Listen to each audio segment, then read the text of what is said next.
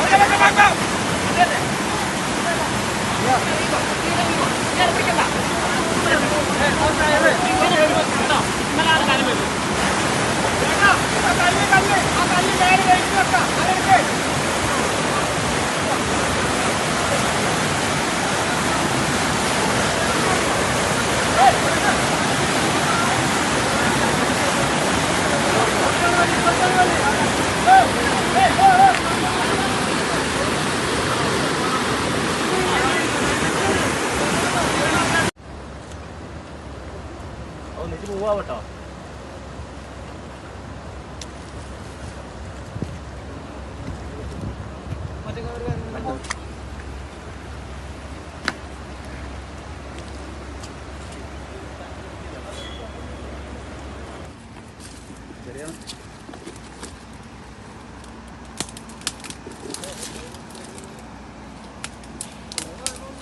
Mission കഥ സംശയം ഓടിയിട്ട് എങ്ങനെ ഉണ്ടാവും?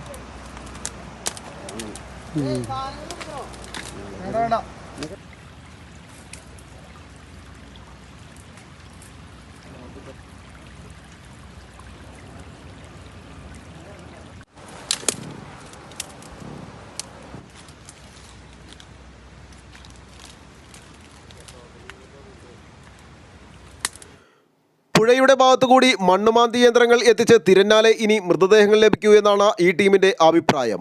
ഈ പുഴയിലൂടെയാണ് 70 കിലോമീറ്റർ വരെ മൃതദേഹങ്ങൾ മലപ്പുറം ജില്ല വരെ ഒഴുകിയെത്തിയത്.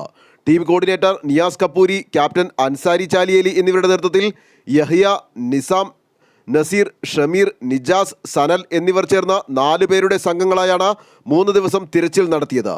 ആലുവയിലും പരിസര പ്രദേശങ്ങളിലും ജലാശയ അപകടങ്ങളിലും മറ്റ് ദുരന്തങ്ങളിലും ഓടിയെത്തുന്ന സർക്കാർ സംവിധാനങ്ങൾക്ക് സഹായകരമാകുന്ന സന്നദ്ധ പ്രവർത്തകരുടെ കൂട്ടായ്മയാണ് ഉളിയന്നൂർ കുഞ്ഞുണ്ണിക്കര സ്കൂബ ടീം.